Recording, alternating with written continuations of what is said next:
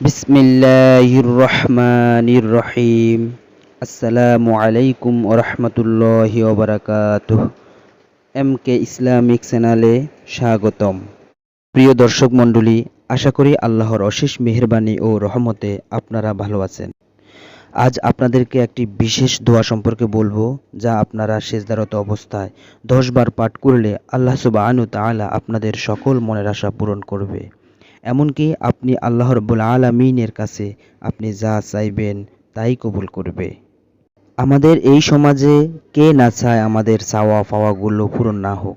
তাই আমাদের চাওয়া পাওয়াগুলো কীভাবে চাইলে পূরণ হবে সেই বিষয়ে আজকে ইনশাআল্লাহ আমরা আলোচনা করব। সবাই চায় আল্লাহর কাছে প্রিয় বান্দা বান্দি হওয়ার জন্য। এই জন্য সকল মাখলুকাতের আশা আকাঙ্ক্ষা আল্লাহ রাব্বুল আলামিন পূরণ করে থাকেন।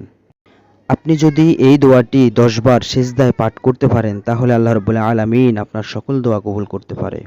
আর আল্লাহ রাব্বুল আলামিন আপনার সকল চাওয়া পাওয়া কবুল করবেন ইনশাআল্লাহ। আমরা শুধুমাত্র জেনেছি মুনাজাতে দোয়া করা যায়, অথচ সিজদাতে গিয়েও যে আল্লাহর নৈকট্য লাভ করা যায়, আল্লাহর কাছে দোয়া করা যায়, সেই বিষয়ে আজকে ইনশাআল্লাহ আমরা জানাবো। সিজদা হলো সকল ইবাদতের শ্রেষ্ঠ অংশ। আল্লাহর কাছে কোনো কিছু চাওয়ার তথা দোয়া করার ইচ্ছায় এবং শুকরিয়া স্বরূপ সিজদার নিয়ম রয়েছে। সিজদায় গিয়ে দোয়া করলে দোয়া কবুল হওয়ার সম্ভাবনা বেশি থাকে, কেননা আল্লাহ তাআলা সিজদার সময় বান্দার সবচেয়ে নিকটবর্তী থাকেন। আবু হুরায়রা রাদিয়াল্লাহু তাআলা থেকে বর্ণিত, রাসূলুল্লাহ সাল্লাল্লাহু আলাইহি সাল্লাম বলেছেন, বান্দা আল্লাহর অধিক নিকটবর্তী হয় যখন সিজদারত থাকে। অতএব তোমরা তখন অধিক দোয়া করতে থাকো। মুসলিম 482 নম্বর আয়াত। খুব কাছাকাছি যাওয়ার জন্য এবং দোয়া কবুলের জন্য আরেকটি সুন্দর সময় হলো শেষ রাত্র। তখন আল্লাহ তাআলা শেষ আসমানে চলে আসেন বান্দার ডাক শোনার জন্য। হাদিসে এসেছে, আল্লাহ তাআলা প্রতিদিন রাত্রের শেষ তৃতীয়াংশে নিচের আসমানে অবতরণ করেন এবং বলেন, কে আমাকে ডাকবে, আমি তার ডাকে সাড়া দেব। কে আমার কাছে কিছু চাইবে, আমি তাকে দান করব। আর কে আমার কাছে ক্ষমা চাইবে, আমি তাকে ক্ষমা করব। সহিহ বুখারী 1145, মুসলিম শরীফ 758। রাসূল সাল্লাল্লাহু আলাইহি সাল্লাম বলেন, বান্দা যখন সিজদায় যায় তখন বান্দা আল্লাহর নিকটবর্তী হয়ে যায়।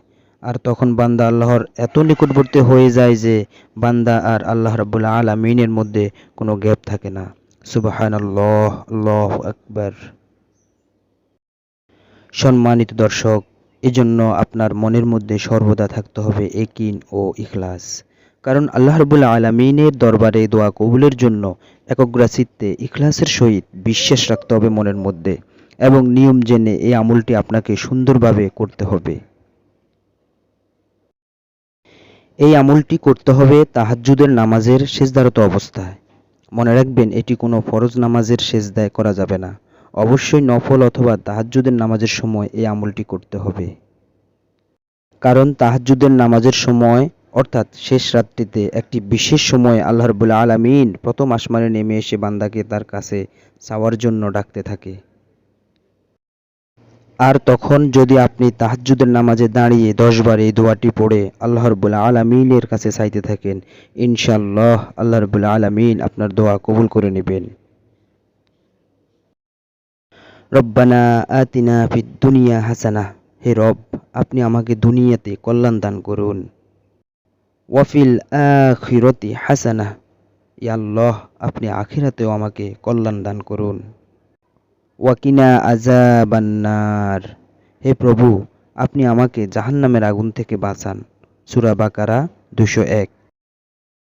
আপনি তাহাজ্জুদের নামাজের প্রথম সিজদায় হোক, দ্বিতীয় সিজদায় হোক, সিজদার তাসবিহ পাঠ করে 10 বার এই দোয়াটি খালিস নিয়তে চোখের পানি ছেড়ে পড়বেন এবং নামাজ শেষে 3 বার আস্তাগফিরুল্লাহ, আস্তাগফিরুল্লাহ, আস্তাগফিরুল্লাহ পড়ে দুরূদ শরীফ পাঠ করে চোখের পানি ছেড়ে মহান রব্বুল আলামিনের দরবারে দুহাত তুলে যা চাইবেন ইনশাআল্লাহ আল্লাহ রব্বুল আলামিন আপনাকে খালি হাতে ফিরিয়ে দিবেন না। অতএব সিজদা শুকরিয়া স্বরূপ দেওয়া যায়, দোয়া করার জন্যও দেওয়া যায়। যে কোনো বিষয়ে আল্লাহর কাছে চাওয়ার জন্য সিজদায় লুটিয়ে পড়েন এবং আল্লাহর কাছে দোয়া করেন। ইনশাআল্লাহ সেই দোয়া কবুল হবে। আল্লাহ তাআলা আমাদের সেই তৌফিক দান করুন। আমিন।